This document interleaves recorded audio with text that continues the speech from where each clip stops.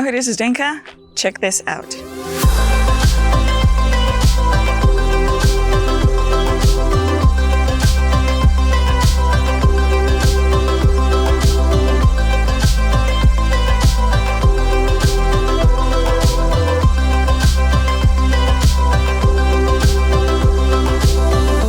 This was a quick preview of what we are gonna be doing today. How to take travel cinematic shots. Master travel cinematic shots, learn how to use HOVERAir X1. This video is sponsored by HOVERAir. Let's start with dynamic action shots.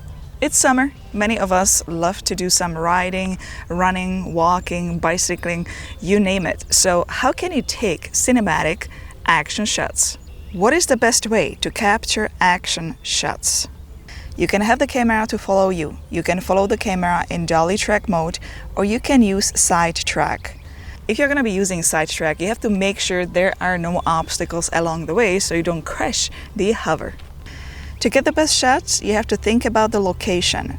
Sure, you want to mainly capture yourself, but the background you're going to choose and the flying height is going to pull it all together.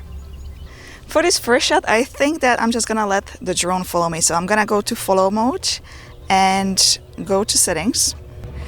Distance, I am going to keep standard, and altitude, I am going to go with high. I would like to show off a little bit the location.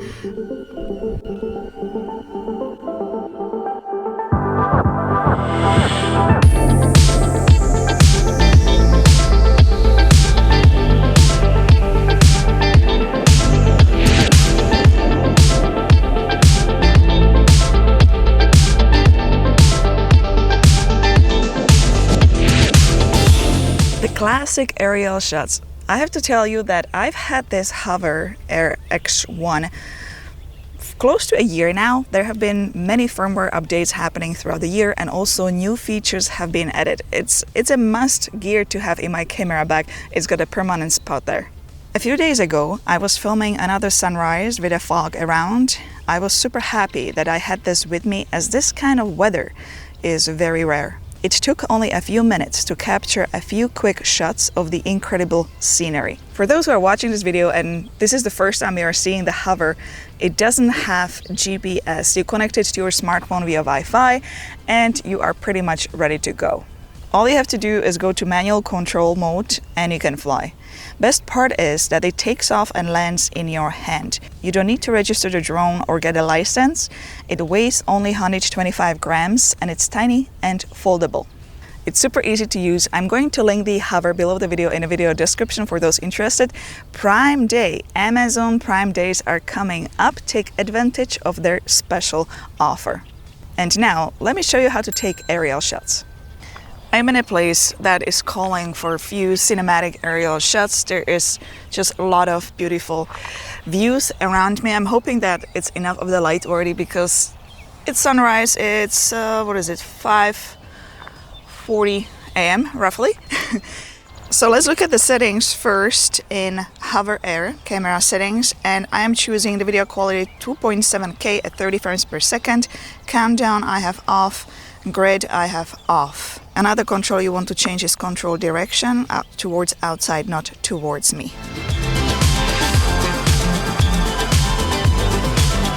When you do these types of aerial shots, make sure you frame the shot so you have the best view, and then you can do simple moves such as going up to reveal the location, moving forward, sideways, or backing up.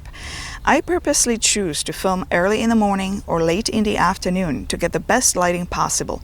I avoid midday filming. The sun is right above your head. It's very harsh, not going to give you a very cinematic look.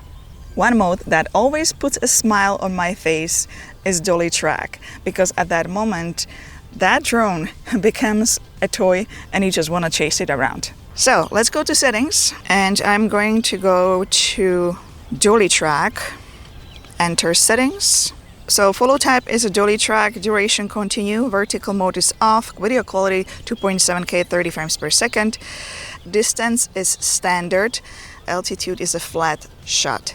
Dolly track means that the drone is flying in front of you as you are moving. There is a specific move I do all the time, as that little movement makes the viewer believe that there was another person filming, and it brings a lot of dynamic movement to the shot. All you have to do is walk, abruptly stop, maybe back up, change the direction. The drone will be moving all around.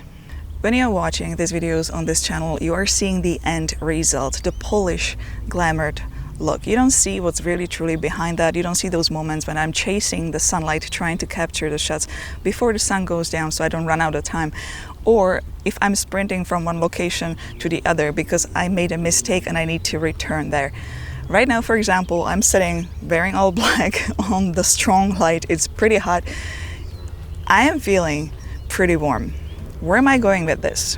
If you need to take aerial shots of yourself super fast, here are some tips for getting the best cinematic shots in custom mode with the help of a smart control gestures. So what are the gestures? This is zoom out, this is orbit left, this is orbit right, this is bird's eye, and this is to land. See how I corrected the word gestures, no more gestures, as I said in one of my previous videos. You know, English is my second language. It's always gonna be like that. It's never gonna be perfect, but I'll keep trying.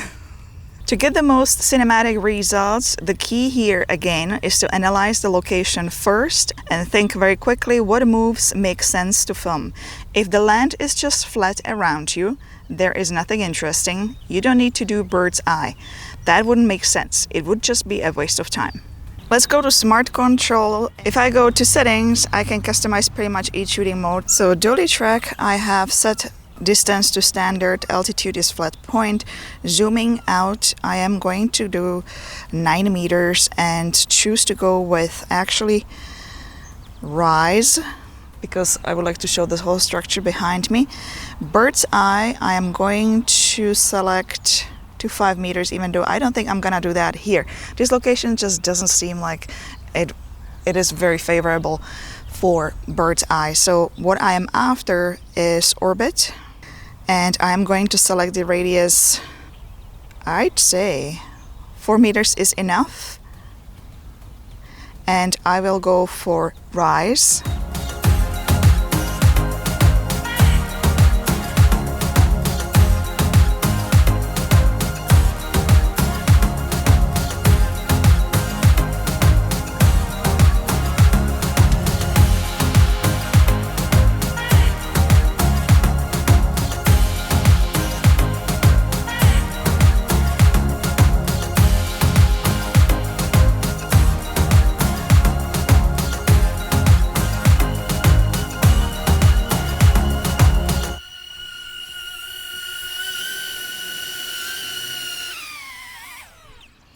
I would like to talk about the zoom out mode a little bit more in detail. If you are going to select just a regular zoom out, short distance, flat altitude, the shot is gonna be just like okay. Before you hit the zoom out mode, look what is behind you. Look at the location you are at. Think about the view. Is there something tall behind you? Perhaps zooming out and going far and low could give a very cinematic look. Are you standing at the location where there is a drop behind you and a lot more scenery to be discovered? How about zooming out far and very high? The goal here is to surprise the viewer with something unexpected, an unexpected view. This location I chose for zoom out. Even though I'm very close to the water, I should be super careful because this is not really supposed to go over the water at all.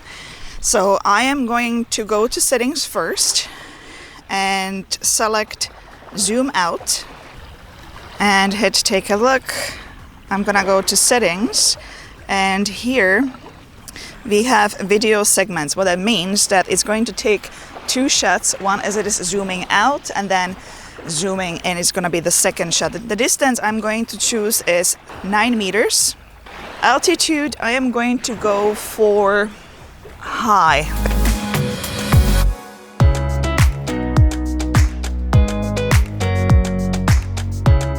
Next tips are all about the orbit shot. Not all locations are cinematic all around you. It's usually just a part of the 360 view. To make the result as best as you can get, you can take a few shots at different heights and distances. Then in a post, you will cut the most interesting parts and combine them together. Once again, let's hit orbit shot and look at these settings. Radius, I'm going to select 6 meters. Angle is 360 degrees. Target tracking is on. And video quality again, 2.7K, 30 frames per second.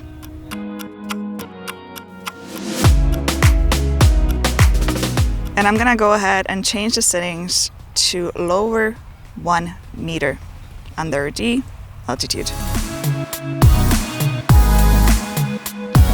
Last variation I'm going to do, it's going to be radius, and I'm just gonna keep that fairly close to me, so 1.5 meters, and I'm gonna keep it at flat shot. Bird's eye perspective is going to be suitable only for certain locations. Not all locations are going to give you a cinematic feel. If you are standing on a field that has a grass with patchy areas, it's not going to look that amazing. You have to look around you and imagine how the view looks like from above. You can make the shot going straight up, or you can also make it spin.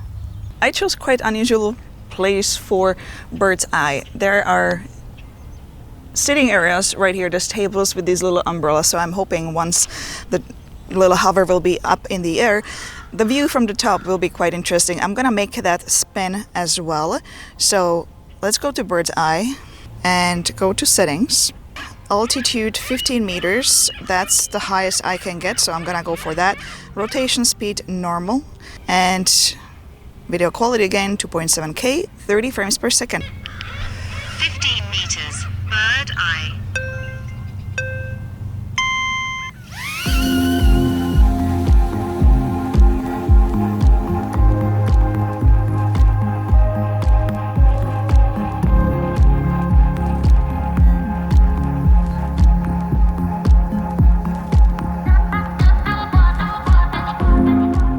Give it a thumbs up if you found this video informative, and don't forget to subscribe for more. Let me know in the comment section below which shot you liked the most and why. And by the way, I've added more tutorials here for you to check out. See you there. Ciao, ahoy.